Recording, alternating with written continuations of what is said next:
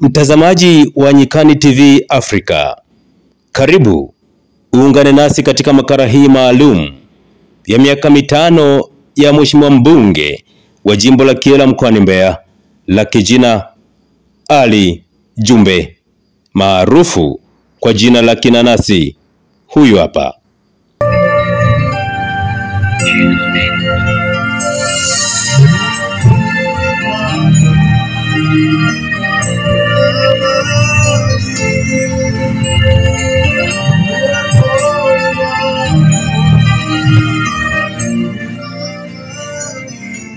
Katika makala hii utapata kuona na kusikia yote aliyoyafanya au kuyatekeleza kwa ushirikiano mkubwa wa yeye mbunge, wananchi, chama chake, yani Chama cha Mapinduzi CCM, na Mheshimiwa Rais Daktari Samia Suluhu Hassan.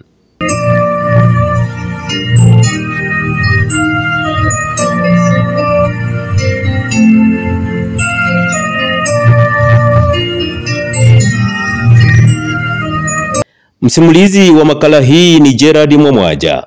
Langu jina ni Godoni Kalurunga Mwipungu. Tafadhali ungana nasi, na hii ni Nyikani TV Africa.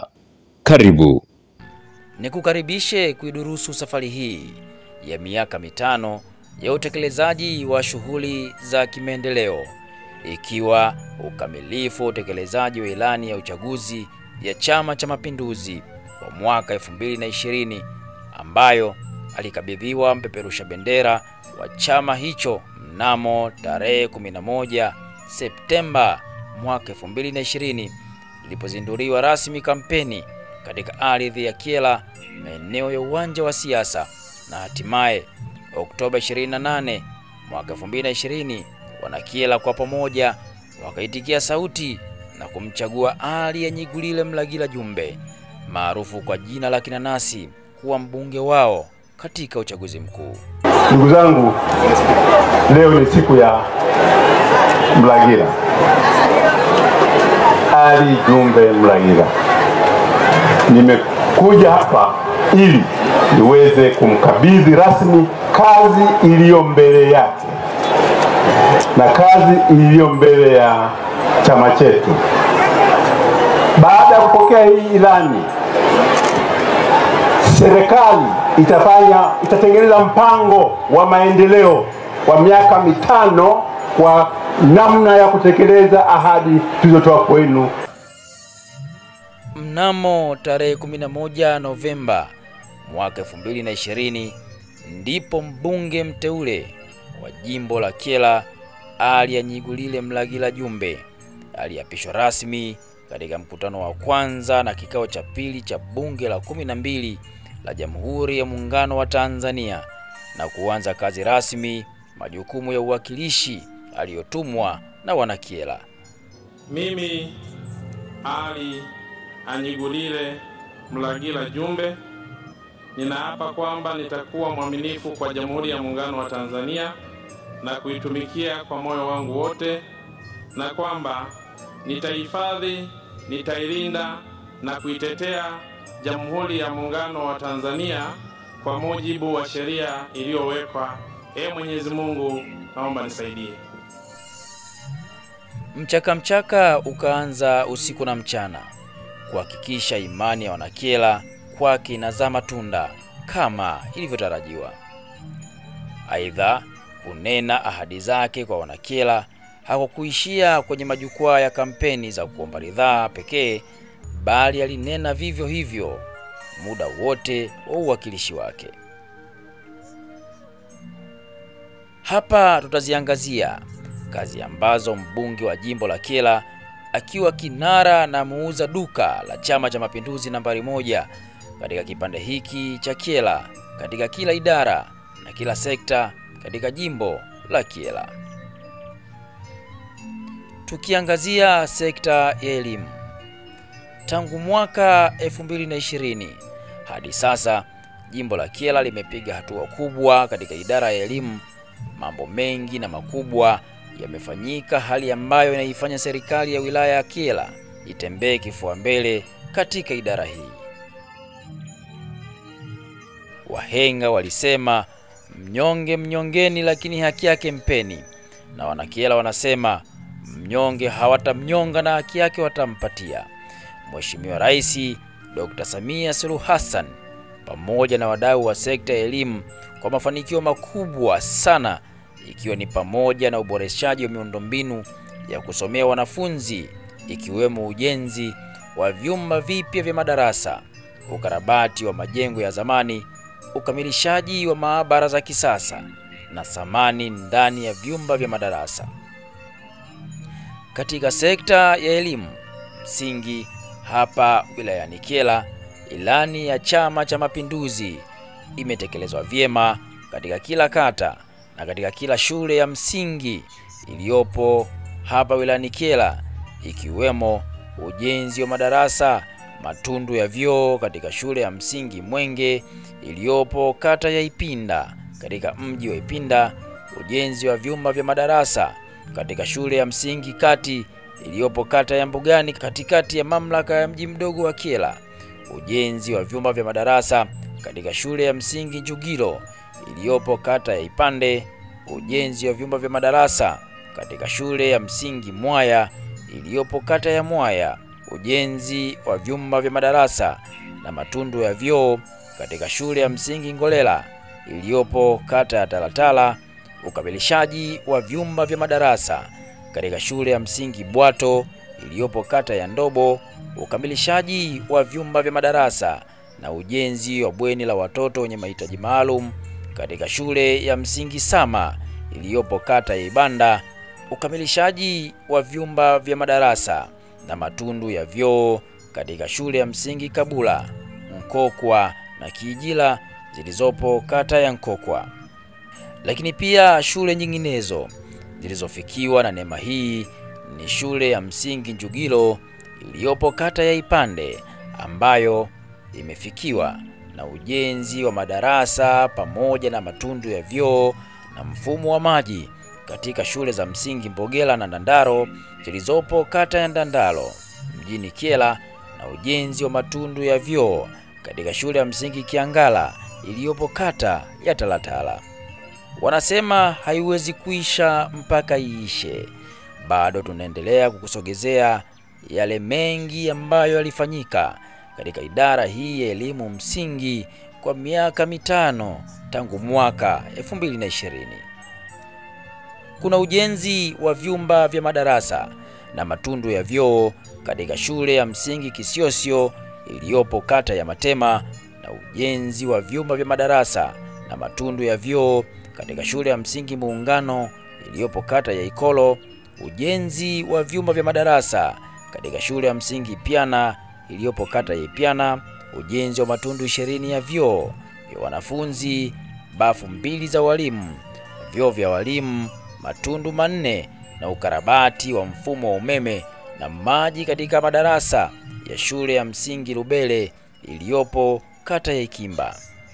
Lakini pia zipo shule kongwe ambazo zimebeba historia nyingi katika kutoa vipaji na hazina kubwa katika taifa hili, nazo pia zimeguswa na mkono wa Rais Samia Suluhu Hassan Daktari pamoja na mbunge wa jimbo la Kyela, jembe la Wanakyela, Ali Mlagila Jumbe maarufu kama Kinanasi, kama vile ujenzi wa vyumba vya madarasa katika shule kongwe ya msingi Mpanda iliyopo kata ya Ipiana, ujenzi wa vyumba vya madarasa katika shule kongwe ya msingi Katumba Songwe iliyopo kata ya Katumba Songwe, ujenzi wa madarasa na matundu ya vyoo katika shule ya msingi kongwe ya Matema iliyopo kata ya Matema, ukarabati wa vyumba vya madarasa katika shule ya msingi kongwe ya Kajunjumele iliyopo kata ya Kajunjumele, ukarabati wa vyumba vya madarasa katika shule kongwe ya msingi Ibungu iliyopo kata ya Ikimba, ukarabati wa vyumba vya madarasa katika shule kongwe ya msingi Itenya iliyopo kata ya Ngonga. Lakini pia ujenzi wa vyumba vya madarasa na matundu ya vyoo katika shule ya msingi Kyela iliyopo kata ya Kyela, ujenzi wa vyumba vya madarasa na matundu ya vyoo katika shule ya msingi Mababu katika kata ya Mababu, ujenzi wa vyumba vya madarasa na matundu ya vyoo katika shule ya msingi Kasumulu iliyopo kata ya Ngana, ujenzi wa vyumba vya madarasa na matundu ya vyoo katika shule ya msingi Uhuru iliyopo kata ya Mwanganyanga, ujenzi wa vyumba vya madarasa na matundu ya vyoo katika shule ya msingi Mapinduzi iliyopo kata ya Mababu, ujenzi wa matundu 11 ya vyoo katika shule ya msingi Kikusia na ujenzi wa vyumba vya madarasa shule ya msingi Kandete iliyopo kata ya Itope na ujenzi wa matundu 16 ya vyoo katika shule ya msingi Mahenge iliyopo kata ya Makwale. Bila kusahau ujenzi wa shule mpya msingi Mji Mwema iliyopo kata ya Ikimba na shule ya msingi Kilambo ambayo miundombinu yake na mazingira yake yanavutia mpakani mwa Tanzania na Malawi, na shule ya mchepuo wa Kiingereza iliyopo kata ya Njisi ambayo inaongeza idadi ya shule 2 za mchepuo wa Kiingereza kutoka shule moja iliyokuwepo ya awali ambayo ni shule ya Nyasa iliyopo kata ya Nkuyu. Ama hakika mambo makubwa yamefanyika na Kyela ya sasa inasonga mbele. Aidha, katika idara ya elimu msingi, baada ya mashauriano na kuona umuhimu wake kwenye miaka hii 5, kumefanyika ujenzi wa vituo vya walimu ambavyo ni kama ifuatavyo: kituo cha walimu katika shule ya msingi Mpanda kata ya Ipiana, kituo cha walimu katika shule ya msingi Kijila kata ya Nkokwa, kituo cha walimu katika shule ya msingi Bwato kata ya Ndobo, kituo cha walimu katika shule ya msingi Sumbi kata ya Busale, kituo cha walimu katika shule ya msingi Pinda kata ya Pinda, kituo cha walimu katika shule ya msingi Mababu kata ya Mababu na kituo cha walimu katika shule ya msingi Ikolo kata ya Ikolo. Tukiwa bado tunaangazia mafanikio katika sekta ya elimu, sasa tuangalie mafanikio yalipatikana katika idara ya elimu sekondari kwa mwaka 2020 hadi mwaka 2025. Uanzishwaji wa shule mpya za sekondari ndani ya wilaya ya Kyela. Ujenzi wa shule mpya bora na ya kisasa ya wasichana yani Mbeya Girls Secondary School iliyopo kata ya Busale, shule iliyofunguliwa rasmi mwezi wa 7 mwaka 2024. Shule hii ni shule maalum kwa watoto wa kike wanaosoma masomo ya science, ambapo kila mkoa ulibahatika kupata shule hii, na kwa mkoa wa Mbeya, Kyela ndipo ilipojengwa. Ama hakika si haba na ni jambo la kujivunia kwa miundombinu ya shule hii iliyojengwa kwenye mandhari nzuri yenye muonekano wa vilima vilivyopo kata ya Busale wilayani hapa. Ikiwa bado ujenzi wa shule hii unaendelea, serikali ya awamu ya 6 chini ya Mama Dr. Samia Suluhu Hassan na mbunge mahiri wa jimbo la Kyela Ali Mlagila Jumbe, ilani imetekelezeka vyema. Pia kuna ujenzi wa shule mpya sekondari ya Bondeni A iliyopo kata ya Bondeni, ambayo imepunguza adha ya wanafunzi kutembea umbali mrefu kufuata masomo, lakini pia kupunguza msongamano katika shule za sekondari za Kyela na Nkuyu. Ujenzi wa shule mpya ya sekondari ya Rubele iliyopo kata ya Ikimba katikati ya mji wa Kasumulu. Shule hii imepunguza wimbi la wingi wa wanafunzi kujazana katika shule ya sekondari ya Ikimba. Lakini pia ujenzi wa shule mpya sekondari ya Muungano iliyopo kijiji cha Bukinga kata ya Muungano, ambapo tangu kugawanywa kwa kata hiyo toka Ipande haikuwa na shule ya sekondari, na kupelekea wanafunzi toka kata hii kwenda kusoma shule ya sekondari ya Ipande. Shukuru sana kipekee Mheshimiwa mbunge kwa kazi uliyoifanya kutuletea sifa wana Muungano. Ni sifa ya kipekee sana, wala hatukutegemea katika maisha yetu kwamba tutakuwa na majengo kama haya. Ni heshima ya kipekee kabisa. Lakini tumshukuru sana Mheshimiwa Rais wa Tanzania kwa kazi nzuri aliyoifanya. Nafikiri baada ya kupeleka taarifa naye akakubalia, pamoja na Mheshimiwa diwani wa kata hii, umeifanya kazi wote kwa pamoja. Tunashukuru sana kwa kazi hii. binafsi ni kushukuru na nikupongeze sana, lakini pia nimpongeze sana Rais wa Jamhuri ya Muungano wa Tanzania kwa kazi nzuri na nzito ya kutujali wanamuungano. Kweli wanamuungano wameafiki kabisa na matendo yake kwa vitendo na kutuona kwamba kweli hata muungano wanaonekana ni kati ya wanajamii katika Tanzania hii. Kwa kweli pongezi hizi tupelekee kwake, na wanasema mitano tena kwa mama. Ujenzi wa shule mpya sekondari ya Ibanda ikiwa na miundombinu yote pamoja na nyumba ya walimu ambayo ni 2 in 1. Shule hii ipo katika kata ya Ibanda. Ujenzi wa vyumba vya madarasa na matundu ya vyoo katika shule mpya sekondari ya Njisi iliyopo mpakani mwa Tanzania na Malawi, bila kusahau ujenzi uliokwama kwa muda mrefu wa shule ya sekondari Mwakilima iliyopo kata ya Katumba Songwe, ambayo tayari wanafunzi wameanza kupata masomo na kupunguza adha ya wanafunzi kutembea umbali mrefu kufuata huduma hiyo. Shule ya sekondari Katumba Songwe iliyopo kijiji cha Kabanga ikiwa ni zaidi ya maili 100 vijiji vya Katumba, Mpunguti na Ndwanga. Kubwa zaidi ni ujenzi wa shule ya wasichana ya wilaya ya Kyela inayofahamika kwa jina la Cocoa Girls Secondary School inayoendelea kujengwa katika kata ya Nkokwa. Shule hii ni mkombozi kwa mtoto wa kike ndani ya jimbo la Kyela, kwani tangu kuanzishwa kwa wilaya hii hakukuwa na shule hizi maalum kwa watoto wa kike.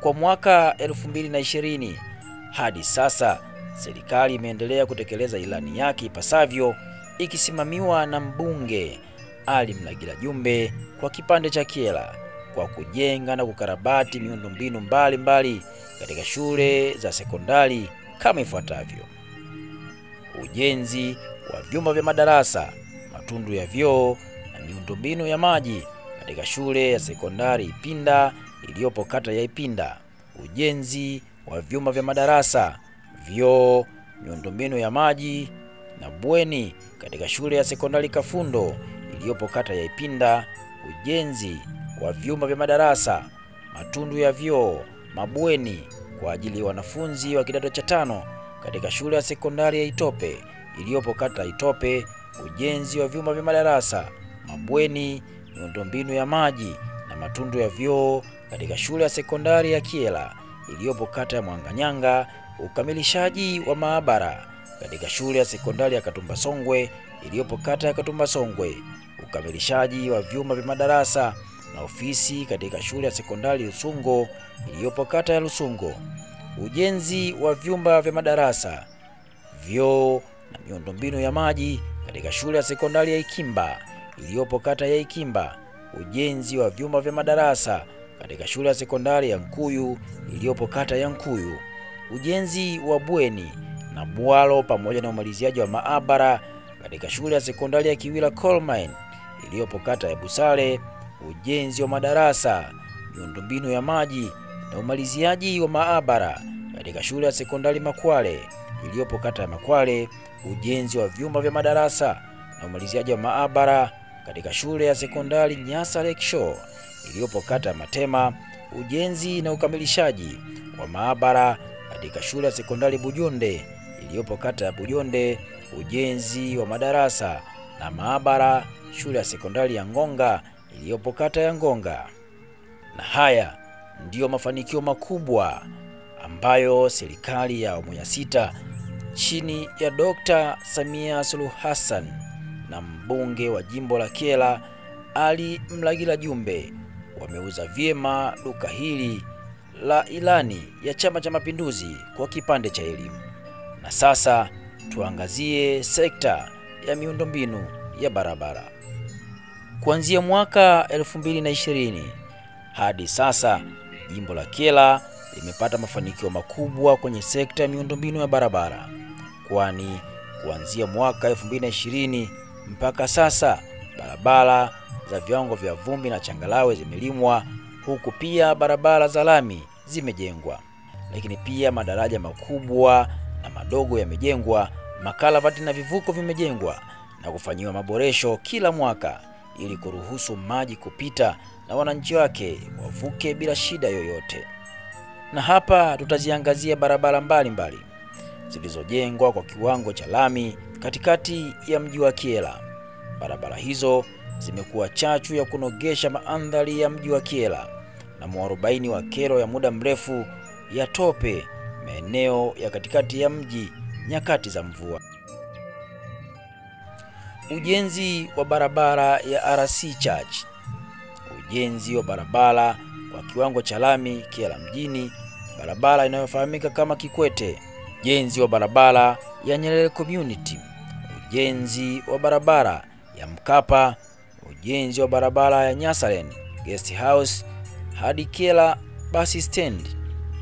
Ujenzi wa barabara ya kiwango cha lami Kyela mjini, ikiwa ni pamoja na barabara ya Kongo, barabara ya Mohamed na barabara ya Mwakyembe. Kwa upande wa barabara za kiwango cha changarawe na vumbi, tumefanikiwa kulima barabara zifuatazo. Kwa upande wa barabara za kiwango cha changarawe na vumbi, kwa mwaka 2020 hadi hivi sasa, mafanikio ni makubwa katika barabara zifuatazo ndani ya kata mbalimbali ya jimbo hili la Kyela.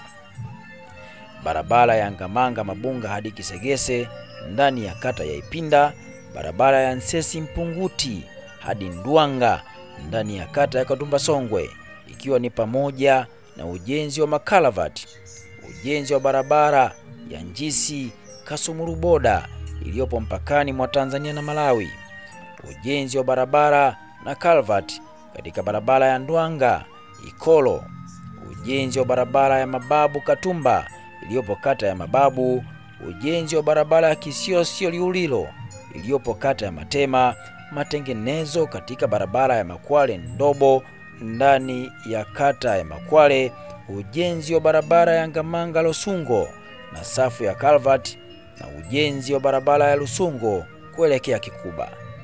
Lakini pia ujenzi wa barabara ya Talatala mpaka makao makuu ya kata ya Talatala iliyopo ndani ya kata Talatala, matengenezo katika barabara ya Mwaya Masebe Ibonde ndani ya kata ya Mwaya, barabara ya Itope Kapamisia yenye urefu wa kilomita 3, barabara ya Mbula Kabula yenye urefu wa kilomita 3 na barabara ya Buponelo ambayo ilikuwa kama njia ya ng'ombe hapo awali.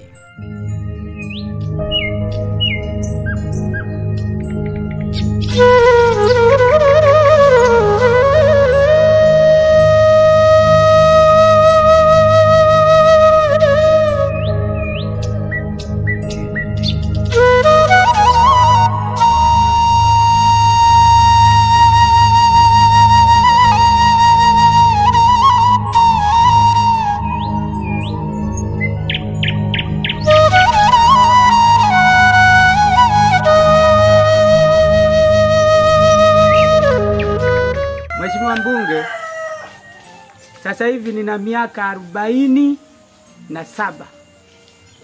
na ninashangaa, sijui ni ndoto, sijui ni kweli mbunge kufika mazingira haya, sijajua, au pengine waliokuwa na miaka ya huko juu.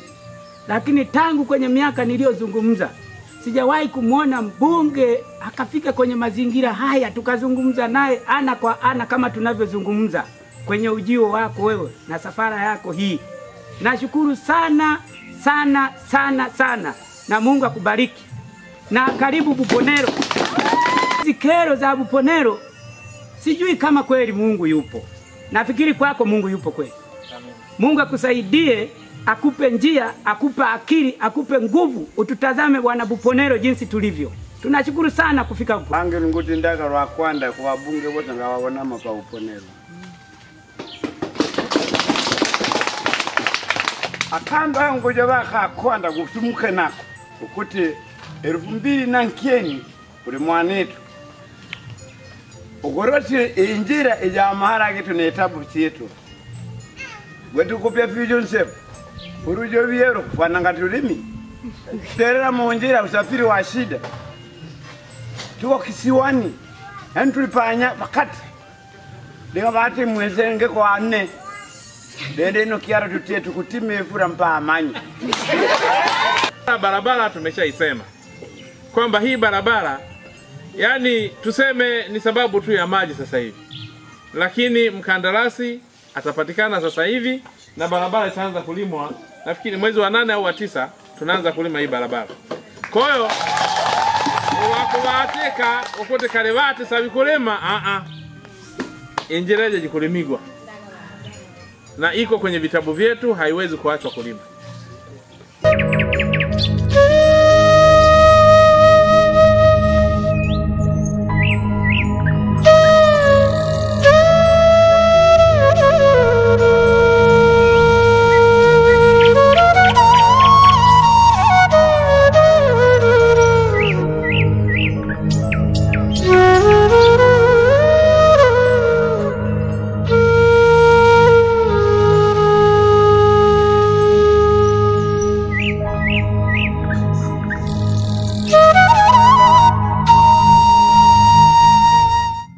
Pia kuna barabara ya Itope Ngwasi Bonde, kuna barabara ya Bukinga Ipande, barabara ya Nsele Ngolela, barabara ya Bwato Ndobo Kisiosio, barabara ya Mahenge Mpunguti ndani ya kata ya Makwale, barabara ya Bukinga Mwaigoga Ikulu. Lakini pia ujenzi wa barabara ya Itope Isanga Ngonga, barabara ya Matenki Ngonga, barabara ya Lupaso Njisi iliyopo kata ya Kajunjumele, barabara ya Kiela Kapwili Kajunjumele, barabara ya Kera Resort njia panda Kapwili, pamoja na ujenzi wa Calvert eneo la Four Ways Serengeti, barabara ya Mbaka Mwambuse Bukinga ikiwa ni pamoja na ujenzi wa Calvert, ujenzi wa barabara ya Mbako Njisi na Seko Njisi ikiwa ni pamoja na ujenzi wa Calvert. Bila kusahau barabara ya Kajunjumele Mbangala, barabara ya Mwaya Mbangala, barabara ya Katela Lutheran Church Mbugujo iliyopo kata ya Makwale, barabara ya Mbaka Ilopa Ilondo, pamoja na ujenzi wa Calvert, barabara ya Kikusi ya Marungo Ibonde, barabara ya Kijila Bukinga, barabara ya Njugilo Konjula mpakani Rungwe, barabara ya hospitali hadi Mengo Tree. Lakini pia upande wa ujenzi wa madaraja ni pamoja na daraja la Katumba lililopo barabara ya Mababu Katumba, daraja katika barabara ya Liulilo Kisiosio na ujenzi wa kivuko cha zege katika barabara ya Matema Liulilo kwenye mto Mwalalo, ujenzi wa daraja la Kagera katika barabara ya Mwaya Masebe, ujenzi wa daraja la barabara ya Ngieke Mapinduzi. Shukuru mbunge kwa kivuko hiki. Nianze na mamangu Samia Suluhu Hassan kwa kutuona wana Mababu. Nilikuwa na changamoto kubwa sana. Nilikuwa naogopa hata kufika Mapinduzi kwa sababu ya kivuko. Lakini nilikuwa nawaambia kwamba tunatangulia kule Katumba tutakuja. Kwa nikushukuru mbunge kwa jitihada zako, nadhani umepigana. Na mimi umenifanya kwamba nipite kifua mbele. Nikushukuru sana. Sasa na niwashukuru TARURA. Tulianza 2021. Hawajakata tamaa Mababu. Tumepigana mpaka kufanya survey kule kutafuta ni wapi tutafuta mpaka dakika tuko nao. Niwashukuru pamoja nao. Asante. Tumefurahi maana kivuko hiki Wanangieke tuseme wana Mababu uzima. Huko juu kuna mashamba ya mahindi. Walishindwa kuvuka, walipitia njia ya Katera. Tunawashukuru sana.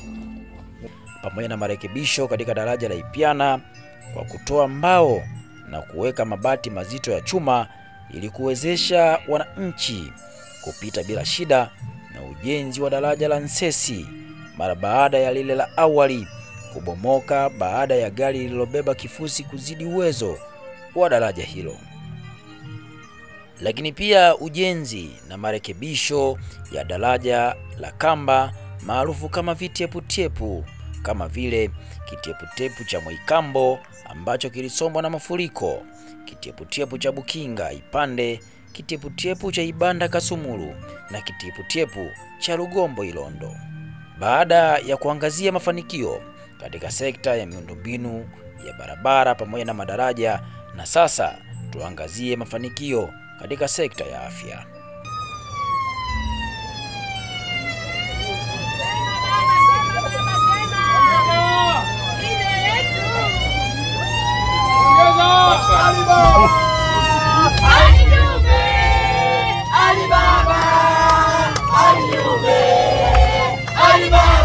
Sekta ya afya, jimbo la Kyela limeitendea haki ilani ya uchaguzi ya Chama cha Mapinduzi, kwani hadi sasa wananchi wanapata huduma zilizo bora na kwa ukaribu, kwani ujenzi wa zahanati kwa kila kijiji na kituo cha afya kwa kila kata kasi imeongezeka kwa kipindi hiki. Jimbo la Kyela tumefanikiwa kupata mradi mkubwa na bora kabisa wa ujenzi wa jengo la ghorofa la mama na mtoto katika hospitali ya wilaya ya Kyela, jengo ambalo baada ya kukamilika kwake hakika litabadilisha mandhari na muonekano wa hospitali ya wilaya.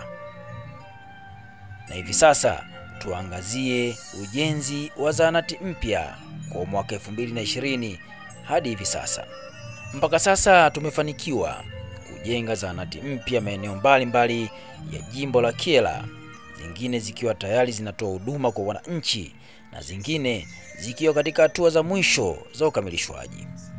Ujenzi wa zahanati ya Kiangala iliyopo kata ya Talatala, ambayo mpaka sasa ipo hatua za mwisho kabisa kabla haijaanza kutumika rasmi. Ujenzi wa zahanati ya Mwambusie iliyopo kata ya Talatala, ambayo kwa sasa inatoa huduma. Ujenzi wa zahanati ya Isaki iliyopo kata ya Katumba Songwe, ambao ujenzi wake unaendelea. Ujenzi wa zahanati ya Ibungu iliyopo kata ya Ikimba, ambayo hadi sasa inatoa huduma kwa wananchi.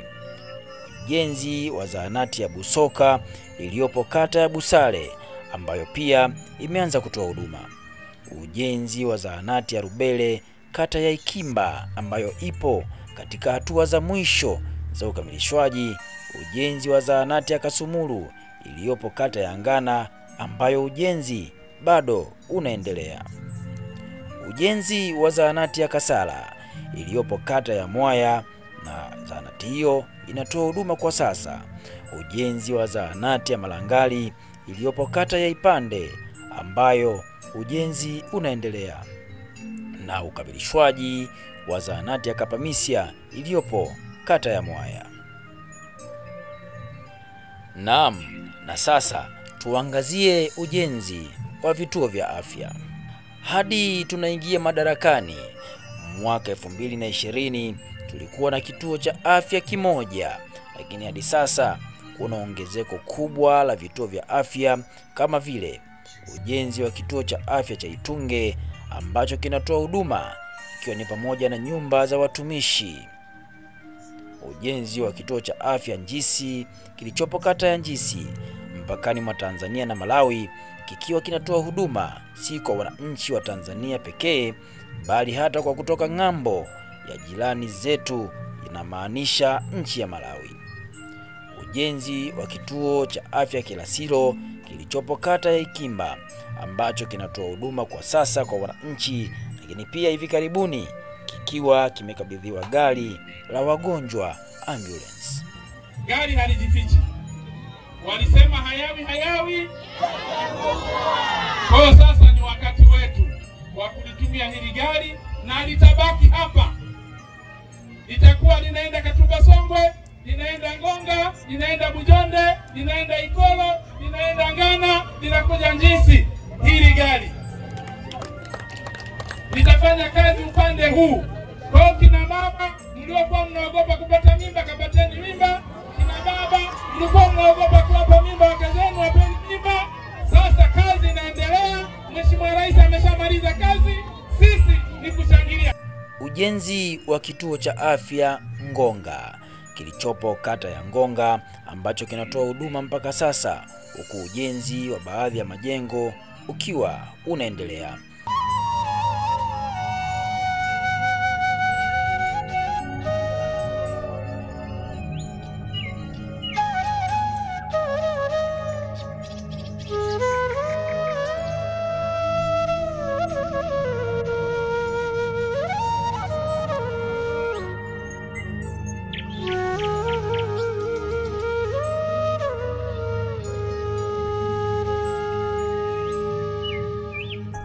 Sisi halmashauri hii ya Kyela mmemsikia mkuu wa wilaya, imetenga pesa milioni 403.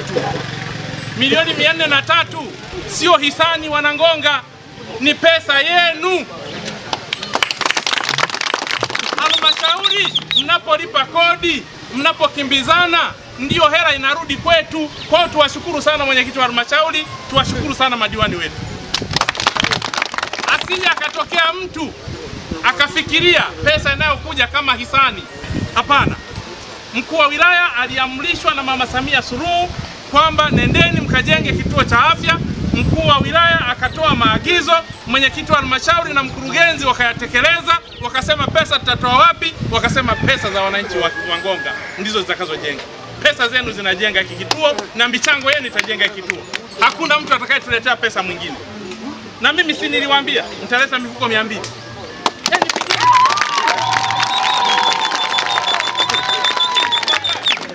Nilisema hapa tunaleta mifuko 200 kutoka ofisi ya mbunge. Na Wanangonga niliwaambia tutafanya kazi kwa kujipendekeza, sawa? Ujenzi wa kituo cha afya Makwale kilichopo kata ya Makwale, ambacho ujenzi unaendelea mpaka sasa. Mbali na ujenzi wa vituo vya afya vipya na zahanati mpya, lakini tumefanikiwa kujenga matundu ya vyoo, tanki la maji la chini, ukarabati wa chumba cha kujifungulia katika zahanati ya Busale iliyopo kata ya Busale, ujenzi wa tanki la kuvunia maji, ukarabati wa chumba cha kujifungulia na ukarabati wa choo cha watu wenye mahitaji maalum katika zahanati ya Kandete iliyopo kata ya Itope, na ujenzi wa matundu ya vyoo, tanki la kuvunia maji na ukarabati wa chumba cha kujifungulia katika zahanati ya Ngeke iliyopo kata ya Mababu. Na sasa tuangazie sekta ya maji. Jimbo la Kyela kwa asilimia kubwa linakabiliwa na changamoto kubwa ya uhaba wa maji, ambapo mbunge wa jimbo la Kyela Ali Mlagila Jumbe, moja ya ahadi yake kubwa wakati wa kuomba ridhaa ya ubunge mpaka sasa ilikuwa ni kuhakikisha wanakyela wanaoga bomba mvua, yaani kuwa na maji ya kujitosheleza na kuondokana na kero hiyo kupitia kampeni ya Dr. Samia Suluhu Hassan ya kumtua ndoo mama kichwani, ikiwa na lengo la kutatua changamoto ya upatikanaji wa maji vijijini nchini hapa Tanzania. Nilivyosema toka zamani kwamba nilipochaguliwa tu kwa mbunge, kitu cha kwanza nilichoanza nacho, yani ile nimepigiwa kura bado sijaapishwa, nilichoanza nacho ni kuhakikisha napata picha ya maji wilaya ya Kyela. Nikaanza kuzunguka mimi mwenyewe kuhakikisha napata sehemu ambazo tunaweza kupata maji mazuri na maji mengi. Na bahati nzuri nikakutana na injinia Ndele ambaye ndio alikuwa mkurugenzi wa RUWASA Mbeya kipindi hicho, na pia alikuwa na mkuu wa ufundi, na sasa hivi ameteuliwa kuwa mkurugenzi wa ufundi wa RUWASA makao makuu. Nilipojaribu kuongea naye, tukaongea vizuri na akanieleza kwamba hapa kuna chanzo kizuri na ni chanzo ambacho kinaweza katosheleza Kyela nzima, lakini pia kwa kupeleka mpaka Kasumulu. Mimi kazi yangu ilikuwa ni moja, kuhakikisha sasa andiko linaandikwa, linapelekwa wizarani na linapata kibali. Na tayari nilipochaguliwa tu, hakuna mtu aliyekuwa anajua huku kwamba kuna mradi kama huu. Kupitia kilio hicho cha mheshimiwa mbunge kilichomfikia mama mlezi wa wana, Rais wa Jamhuri ya Muungano wa Tanzania Dr. Samia Suluhu Hassan, hadi sasa jimbo la Kyela lipo katika utekelezaji wa miradi mikubwa ya maji, miradi mikubwa ya kimkakati ya maji ili kuhakikisha swala la maji si kero tena. Ujenzi wa mradi wa maji Kyela mjini, mradi huu chanzo chake kipo katika eneo la Mbambo katika halmashauri ya Busokero, ambapo mpaka sasa mabilioni ya pesa yanakusudiwa kukamilisha mradi huu. Mbunge wa jimbo la Kyela Ali Mlagila Jumbe alipoingia madarakani alianza kutafuta na kukifuatilia chanzo cha maji, ambapo mpaka sasa maji yamekwishafika Kyela mjini, na kazi inayofuata ni kuyafikisha maji kwenye tanki kisha kuyasambaza kwa wananchi. Mradi huu utalisha wananchi wa kata zote za Kyela mjini, kata ya Itope na kata ya Kajunjumele.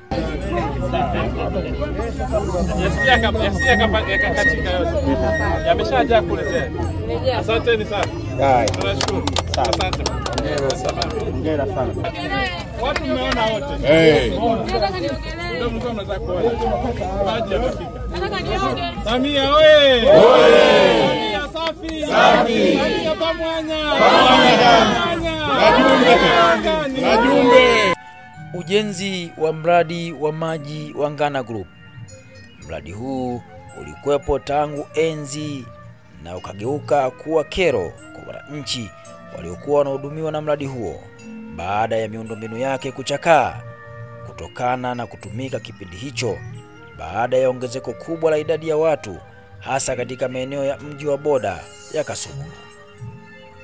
Baada ya changamoto hiyo, mpaka sasa mradi huu ulishindwa kukidhi idadi ya watu hao na kuelemewa na kisha kukosa kabisa maji kutoka chanzo kilichokuwepo katika kijito kidogo kinachotoa maji yake katika mto Mwega kuharibika, ambapo sasa kilichosalia ni matenki yaliyojengwa enzi hizo.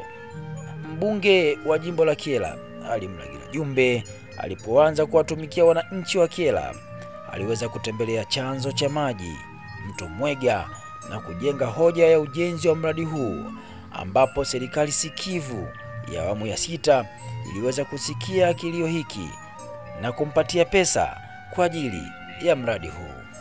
Hadi sasa mradi huu unaendelea kwa kasi, ambapo usambazaji wa mabomba unaendelea kuelekea kata zote zilizopo ng'ambo ya mto Kiwila, ikihusisha kata mbalimbali ikiwemo Ikimba, Mjisi, Ikolo, Kajunjumele, Bujonde, Katumba Songwe pamoja na Ngonga. Ujenzi wa mradi wa maji Lema. Katika mwendelezo wa kupambana na kero ya maji, Mheshimiwa Ali Mlagira Jumbe alipotembelea kijiji cha Lema, kata ya Busale, alielezwa kuhusu kero hii. Ndipo jukumu la kutafuta chanzo cha maji katika mlima Kapeta upande wa Ileje, akiongozana na mwenyekiti wa halmashauri Katule Kinga Mkono na baadhi ya wananchi wa Lema likaanza. Chanzo kikapatikana, ndipo serikali ilipotoa pesa na kukamilisha mradi huu unaohudumia wananchi wa Lema na kuondokana kabisa na kero ya maji. Sasa ujenzi wa mradi wa maji Shinyanga Group, ikiwa ni pamoja na kujenga bomba kuu la maji kutoka Masukuru mpaka Matwebe na kulisha wananchi wa kata za Nkokwa, Ipande na kipande cha kata ya Itope.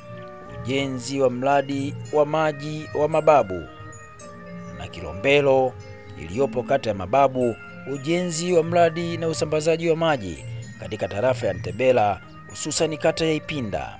Lakini pia kumefanyika ukarabati katika miradi mbalimbali ya skimu za maji kama vile ukarabati wa skimu ya maji Matema, Kisiosio na Ikombe iliyopo kata ya Matema, ukarabati wa skimu ya maji Makwale iliyopo kata ya Makwale, ukarabati wa skimu ya maji ya Ngamanga iliyopo kata ya Ipinda na ukarabati wa skimu ya maji Ngieke iliyopo kata ya Mababu. Mheshimiwa Ali Mlagira. Mheshimiwa Naibu Spika, naomba swali langu namba 369 lipate majibu ya serikali. Mheshimiwa Waziri. Nakushukuru Mheshimiwa Naibu Spika. Mheshimiwa Naibu Spika, katika mwaka wa fedha 24/25 serikali imekamilisha utekelezaji wa mradi wa maji Lema ambapo unanufaisha wananchi 3357 waishio katika kijiji cha Lema kilichopo wilayani Kyela, mkoa wa Mbeya. Vile vile serikali inaendelea na utekelezaji wa miradi minne ya Ngana, Shinyanga, Kyela, Kusumulu pamoja na Ipinda wilayani humo ambapo ipo katika hatua mbalimbali za utekelezaji. Mradi hiyo inatarajiwa kukamilika mwezi Disemba 2025 na kunufaisha zaidi ya wananchi 110,000 waishio katika maeneo ya vijiji na mitaa ya wilayani Kyela. Asante Mheshimiwa Naibu Spika. Mheshimiwa Ali.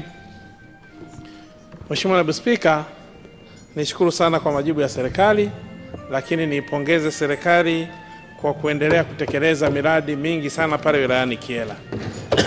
Pamoja na miradi hiyo na juhudi za serikali, nina maswali mawili ya nyongeza. Kwenye mradi wa Sinyanga Group, mradi huu mpaka sasa hivi una miaka miwili na umefikia 15% tu. Bado serikali haijapeleka vifaa. Je, ni mbinu gani na muujiza gani utatumika kuhakikisha mradi huu unakamilika Disemba mwaka huu? Jambo la pili, Mheshimiwa Naibu Spika, mradi wa Ngana Group ni mradi ambao utanufaisha wananchi wengi sana, zaidi ya 66,000 kwenye kata 7, na wananchi hao wanategemea kupata maji uko 50% tu. Nini kauli ya serikali kwenye mradi huu? Mheshimiwa Waziri. Mheshimiwa Naibu Spika, nakushukuru sana na pia namshukuru sana Mheshimiwa mbunge wa Kyela kaka yangu Ali Jumbe Mlagira. Ni kweli kabisa miradi hii amekuwa akisemea sana, na bahati nzuri ameshafika na ofisini kuifuatilia kuangalia utekelezaji unaendaje, na ni kweli kabisa kwamba mradi wa Sinyanga uko 15% na mradi wa Ngana uko 50% kama alivyosema Mheshimiwa mbunge. Lakini tunatambua kabisa kwamba wakati wa utekelezaji wake pale mwanzoni tulikuwa na changamoto, lakini pia kulikuwa na mambo ya miundombinu iliyokuwa inajengwa ilikuwa inapitia wakati mgumu kutokana na ushirikishwaji wa wananchi.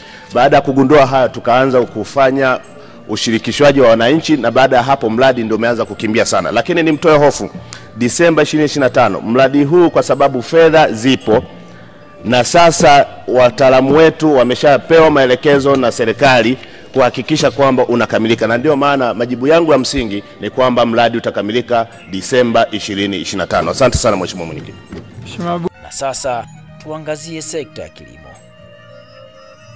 Katika sekta ya kilimo, jimbo la Kyela limetendewa haki pasavyo, kwani kilio cha wananchi wa Kyela kupitia mbunge wao kilisikika kuhusu miradi ya kilimo cha umwagiliaji, ambapo serikali hii sikivu ya Dr. Samia Suluhu Hassan iliweza kutenga pesa nyingi, shilingi bilioni 21 kwa ajili ya utekelezaji wa mradi wa skimu ya umwagiliaji Makwale itakayohudumia mbuga za kata ya Makwale, Ndobo na Rusungo. Mradi huu wa pesa nyingi kuzidi mfano ni mkombozi wa kilimo cha kutegemea mvua tu, na hivi sasa wanakyela watakuwa wakilima kilimo cha mfululizo, kwani kuna uhakika wa maji. Katika sekta ya kilimo, mbali na serikali kuwapatia vitendea kazi maafisa ugani kama vile pikipiki, lakini kwa jimbo la Kyela kumeweza kujengwa nyumba ya afisa ugani kata ya Kanumba Songwe, ambayo ipo katika hatua za ukamilishaji. Na sasa tuangazie sekta ya nishati ya umeme. Jimbo la Kyela limetekeleza vyema ilani ya uchaguzi, kwani kwa wakati akikabidhiwa kijiti cha kuliendeza gurudumu la maendeleo jimboni hapa, Mheshimiwa mbunge wa jimbo la Kyela Ali Mlagira Jumbe alikuta vijiji takribani 35. Mpaka sasa hakuna kijiji ambacho hakijafikiwa na nishati ya umeme, hata vijiji ambavyo ilionekana ni ngumu kufikiwa kama kijiji cha Ikombe kata ya Matema ambacho hivi sasa kina umeme, na kijiji cha Nduka kata ya Ngana ambacho pia kimefikiwa na umeme.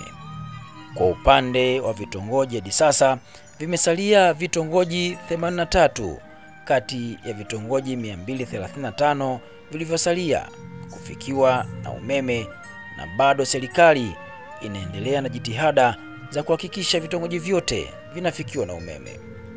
Hivyo kwa upande wa sekta ya umeme utaona ni jinsi gani serikali ilivyoupiga mwingi, kwani sasa hakuna kilio katika vijiji bali ni ukamilishaji katika vitongoji vilivyosalia. Na sasa tuiangazie miradi mingineyo ya kimaendeleo ndani ya jimbo la Kyela. Katika utekelezaji wa miradi mingine ya kimaendeleo ndani ya jimbo la Kyela, fedha za kuchochea miradi ya maendeleo ngazi ya jamii kupitia mfuko wa jimbo yani CDF, kwani fedha hizo zimegusa shughuli mbalimbali kama vile ununuzi wa saruji katika kuwaunga wananchi mkono kwenye shughuli za kimaendeleo, vijana kununuliwa pikipiki kwa ajili ya kuwainua kiuchumi, ununuzi wa mabati kuwasaidia na kuwaunga mkono wananchi katika kazi za kijamii, lakini pia kuchangia fedha katika shughuli mbalimbali za kijamii na kadhalika.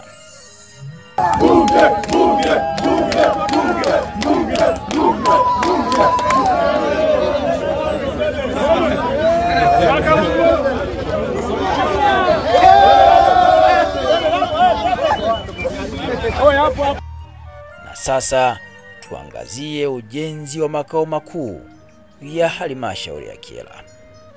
Kutokana na kukosekana kwa ofisi za makao makuu ya halmashauri ya wilaya ya Kyela na kutumika jengo la mkuu wa wilaya, mbunge alipeleka kilio bungeni na hatimaye kilio hicho kimesikika, na sasa zaidi ya bilioni 3 zinatekeleza mradi wa jengo la ghorofa kwa ajili ya ofisi za makao makuu ya halmashauri ya wilaya ya Kyela, ikiwa ni sambamba na ujenzi wa nyumba ya kuishi mkurugenzi mtendaji wa halmashauri.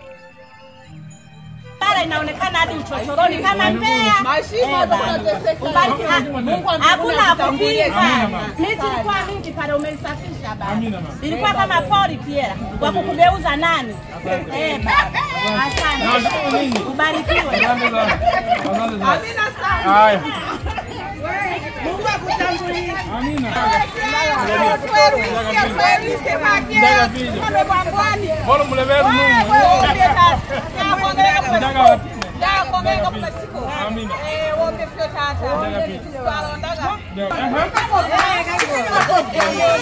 Mungu akusaidie baba. Mungu akusaidie.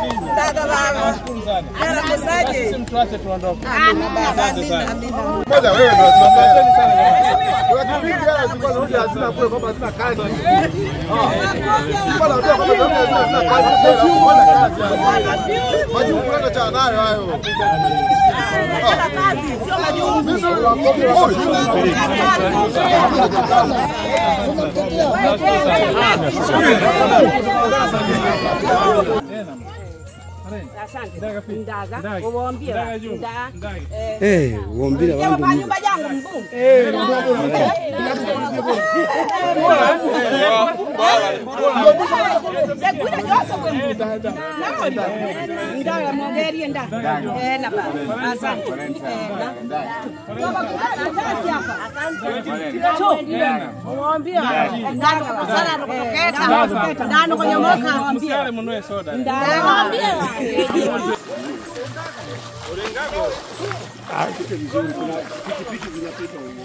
Okay.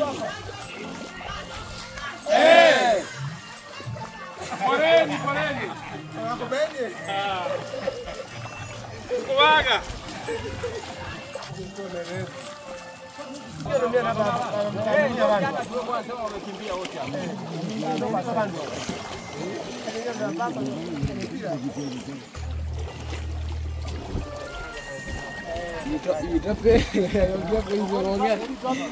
Babu. Ama hakika wanakyela wana deni kubwa la kumlipa Mheshimiwa Rais Dr. Samia Suluhu Hassan, kwani yale yote waliomtuma mwakilishi wao ambaye ni mbunge Ali Mlagira Jumbe yamejibiwa kwa vitendo. Siku zote namba hazidanganyi. Rais wa awamu ya 6 Dr. Samia Suluhu Hassan na mbunge wa 6 jimbo la Kyela, Ali Mlagila Jumbe, mambo ni buruburu. Kyela na Samia, kazi iendelee. Asante sana Mheshimiwa Rais. Ipinda oye! Mugonile mwesa! Mumbwene! Muna nabalolile mamumo! Natile kikolo bandika we! Kwa masoma wala ngombe we! Jojo kikolojo! Mheshimiwa Rais, mimi kijana wako napenda nichukue fursa hii kukushukuru sana. Ninatamani Mheshimiwa Rais, kwa niaba ya wananchi wa Kyela nipige magoti nikushukuru kwa mambo unayotufanyia. Mheshimiwa Rais, asante sana. Tumempata mbunge ambaye mnyenyekevu, mwenye hekima, busara, maarifa, ubunifu, ucheshi, uchangamfu. Anachangamana na kila mtu bila kubagua. Umpigie simu saa ngapi mbunge wetu Mlagila atakunyamazia kimya. Anajishusha mbele za watu. Anajua kina nani umempa dhamana. Hajivunii cheo chake. Akana matingo mmoja kwa wandu. Nitasema kweli fitina kwangu mwiko. Nami nitasema kwa sababu ni kada wa Chama cha Mapinduzi. Ufika wakati tusifiane, tupongezane tukiwa hai. Sio tukitangulia mbele za haki. Kaka wetu yule Mlagila Lambalele pala tuanze kumsifia. Hapana. Sifa anatakiwa azipate akiwa hai. Hata Mwenyezi Mungu akimpokea akaseme nao makina Mwamkande walikusifia. Tusisifie hata kitangulia mbele za haki. Nikutie moyo. Nikutie moyo kwa sababu kazi unayoifanya Wanakyela wote wako pamoja na wewe. Hilo ndio la kwanza. Lakini jambo la pili, hata nikisema kwamba nikutahadharishe, hapana, kwa sababu jopo kubwa la Wanakyela linapokuwa pamoja na wewe, hakuna kitu chochote nje ya pazia kitafanyika tofauti na jinsi unavyofanya kazi. Hilo haliwezekani. Isipokuwa sasa niombe tu kwamba ndani ya uongozi wako kuna changamoto kubwa, kwa sababu utendaji wa kazi wako ni mzuri. Na mti wowote ambao una matunda lazima upigwe mawe. Hicho utambue. Na mti ambao hauzai matunda wote wanaupita tu, wanaenda hamna kitu chochote hapa. Kwa lenga walimu wa mwembe mumpiki awando vikwego rogovi kwa sogosora kwa sababu wanataka kula. Kwa jinsi ulivyotufanyia kinanasi hii Kapamisia, kata yetu ya Ngusa, hatuna kunugunika hata kidogo. Kwa sababu hii barabara hii ilikuwa ni kero yetu kubwa kweli. Mpaka wale viongozi waliopita kama nilivyotangulia kusema hapa batema gurumbeo, lakini leo naangisha mwanga, leo mwanga kulangala. Kwa kweli mheshimiwa, hapana. Kadwala ne kange yako papera. Kenanasi babo hawakera goroba ngofana ngoswaswara wajere njo yakanya kiose batu ngaswaswara popo ukayoba. Ngosomoro hawakera. Kenanasi Koro ndio bya magare kono renga likwende liga tatu batwa mfimba. Ndio kwa kwenda kogo. Derere noro kwa kajabo no kote batwere mfimba tukoto hey. Renga kiare kironda kia wanyopoka kenanasi kenga kanyopoka kwa. Tukoto kenanasi apare nieriyo na pare whatever. Kenanasi. Renga kenanasi. Baba kwangu. Kwape kote ndaga bone. Kwape ndio ligwe. Mene no mudo kwasa kutendaga komasa komyako kwapa twarigwe tumebaki no sekero uko takatukote vipi na kenanasi zidi kudumu. Napenda kushukuru mbunge kwa kulitetea zao letu la kokoa. Nilikusikia kwenye redio. Mimi ni mfuatiliaji kidogo wa vikao vyenu vya bunge huko. Nilikusikia ukilitetea hili zao la kokoa na umelitetea kweli, limekuja kwenye msimamo mzuri, liko kwenye bei nzuri.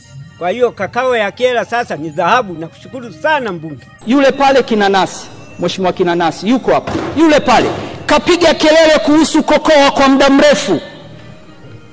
Sauti yake ikabaki ya kwake peke yake. Leo kokoa imefika shilingi 30,000 katika wilaya Tokuyu, Kyela. Na kateli ya wizi ya kokoa ilihusisha watumishi wa umma, politician and every leader.